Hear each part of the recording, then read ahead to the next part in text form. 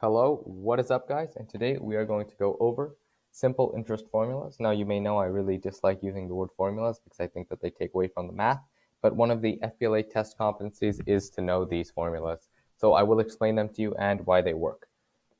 If you haven't watched our previous video on simple accumulated interest, I encourage that you first take a look at that. If you're on our website, it should be directly above this one.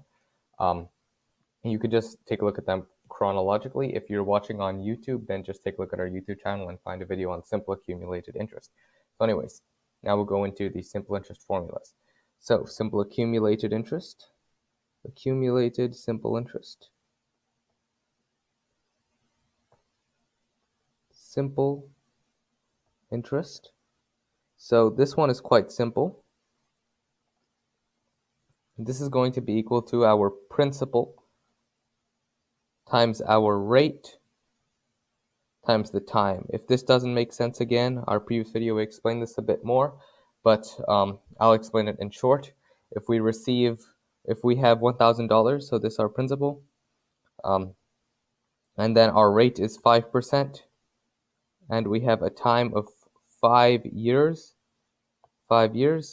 then each year we would gain 5% of 1,000, which would mean that per year our P times R, so our P times R, we would gain 5% of 1,000, which is equal to 1,000 times 0.05, which is equal to $50 per year. And now we would have to multiply that by our time because we'd be doing this every year for 5 years. So it is 250. So that's why it's PRT. Now, if you're calculating simple interest, but you want to calculate the total payment as like the total sum, it would be like this. So let me just say simple interest and then total. Simple interest total. Simple interest and then total. Some people may say future value of simple interest. That could work as well.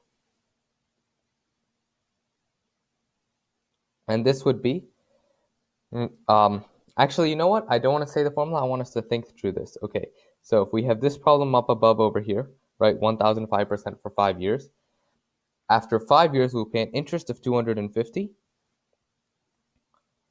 right? So we'll have to pay $1,000, which is our principal, plus our interest, plus this, plus our simple accumulated interest, which is 250. So plus 250. So I could also express this as P, right? Our principal times 1, because this is just this part. We're paying back our principal, plus our rate times time. Because this rate times time part of the problem directly links back to this 250, right? The accumulated interest. Then this 1 links directly back to the $1,000 which we're paying.